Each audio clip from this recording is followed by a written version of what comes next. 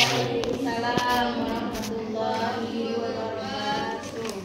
Segala puji bagi Allah Subhanahu wa Ta'ala yang telah melimpahkan banyak nikmat dan karunia-Nya, mulai dari nikmat sehat, nikmat lapar, hingga nikmat yang tiada tara nilainya, yaitu berupa nikmat iman dan Islam. Semoga kita senantiasa diberi hidayah oleh Allah Subhanahu wa Ta'ala, sehingga kita bisa mensyukuri semua nikmat yang Allah berikan kepada kita.